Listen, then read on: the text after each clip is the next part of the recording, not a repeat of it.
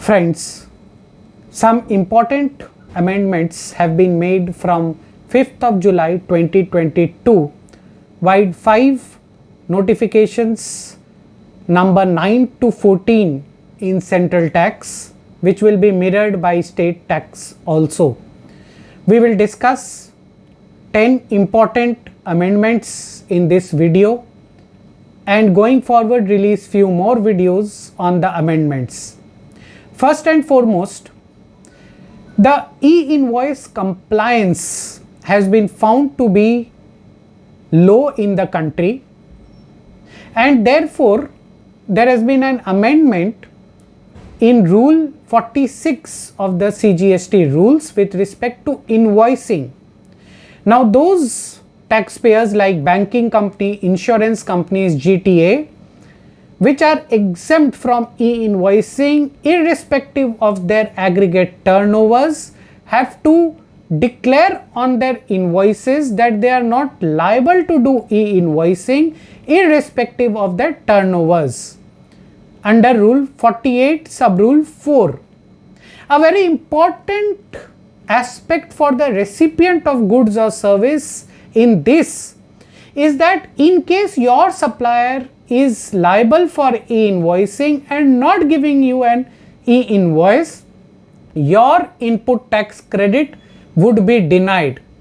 Therefore, it is important for all the taxpayers to ensure that the input tax credit which they are taking on the basis of non-e-invoicing are exactly those where suppliers are not liable for e-invoicing as per the IRP portal.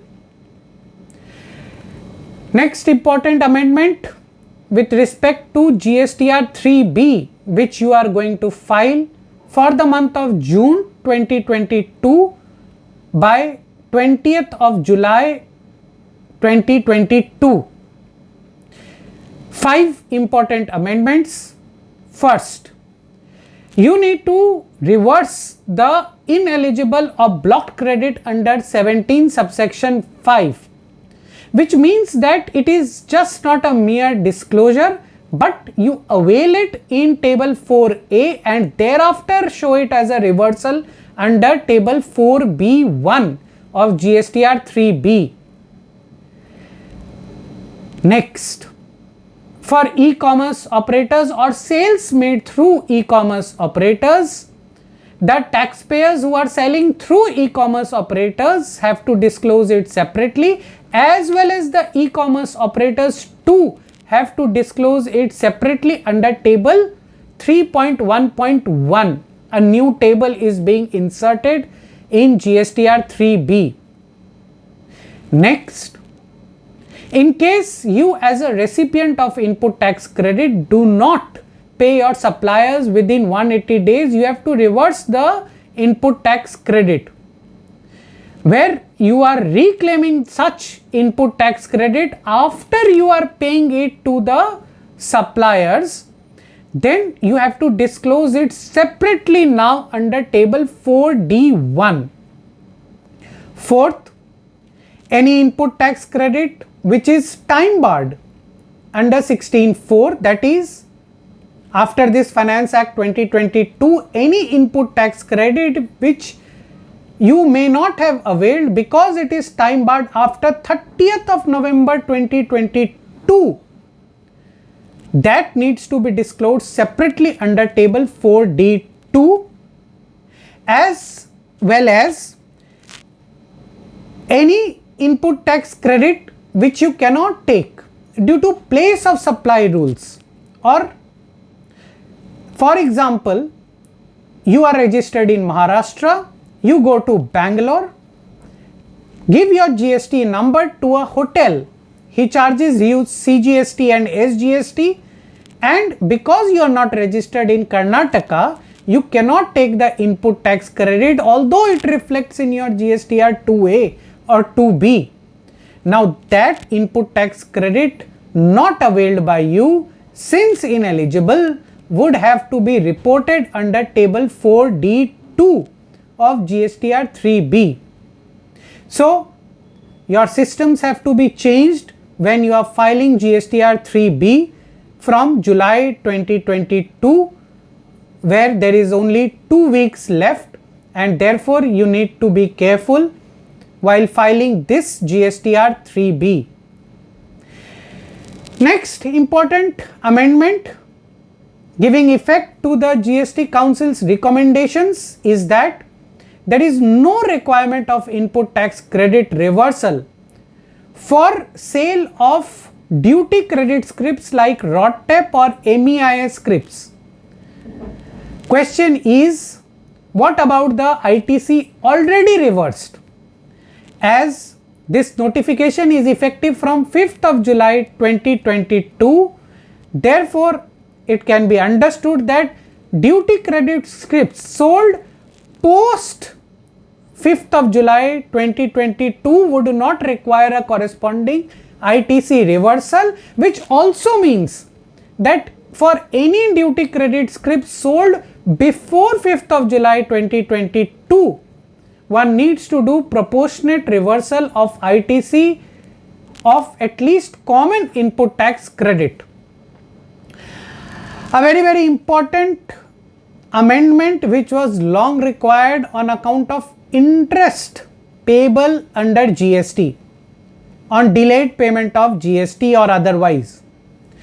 Two important clarifications: wide notification of Rule 88 capital B is number 1. In case you have filed GSTR 3B delayed, interest is only applicable on the payment made through cash ledger and not credit ledger. Number 2, in case you have availed and utilized input tax credit, only then interest would be applicable.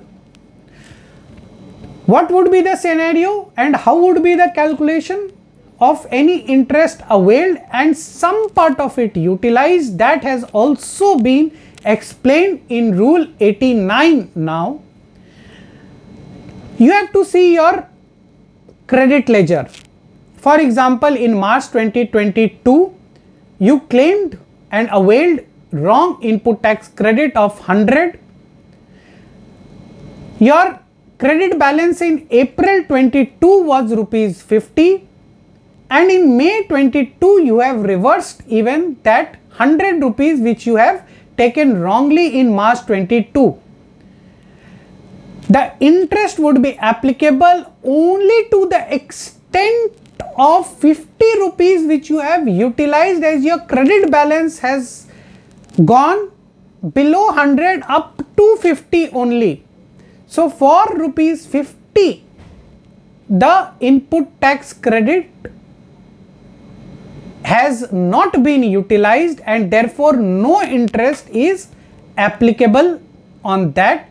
That has been clarified via this Rule 89. 4 important amendments notified in these notifications on GST refunds. 1. A long-standing dispute wherein taxpayers were claiming refund on CIF value of exports, wherein the tax departments were granting only on FOB value of exports. That was disputed and it was nowhere notified in the GST law that refunds would be applicable only to the extent of FOB value of exports. Now that has been clarified that for the purpose of GST refunds, one has to consider lower of the invoice value or FOB value of exports. Next, till date, in case your shipping bill value of exports and your GSTR 1 were not matching, the refunds were granted of a lesser amount between shipping bill and GSTR 1. However, now in case there is a mismatch, there has to be made some rectification for the mismatch. if there is no rectification which has been made, till that time the GST refunds would be not sanctioned. So in case there is a mismatch between export value as per shipping bill and GSTR 1, until and unless it is reconciled and rectified online, such refunds may be blocked by the GST department. Third, in case of refunds, many a times, for example, there is an eligible ITC, however, there is an ineligible refund which has been granted. For example, you have taken an advance authorization and also claimed on payment of duty refunds. In such case, the refund was also granted, but thereafter recovered with interest and penalty. The same was also paid by the taxpayers. However, the question was how to get the recredit. There was no machinery to give the recredit. Now, the machinery vide Form PMT-3A has been notified and will be operationalized soon. In case of risky exporters, we all know that those exporters which were tagged as risky exporters were not getting the GST refunds as they were blocked. Now, the customs department would process such application and send it to the jurisdictional officer, who would now process such refunds on the basis of merits of the case. So, even if you are tagged as risky exporters, the refunds would not be blocked, they would be still be processed by the jurisdictional officers. This is a very important development under GST. However, risky exporters untagging is a major issue, where even RODTEP MEIS credits are denied to such exporters, and even 100% of the consignments are opened at the customs board, which creates a real hardship.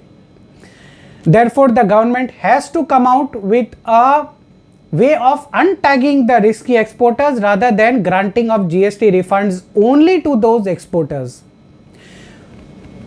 Friends, there are many other important amendments vide notification 9 to 14. For example, there are amendments in GSTR 9 and 9C, which we would be taking up separately in the forthcoming videos. So please keep watching, liking this channel and subscribing. Thank you very much for your patient hearing.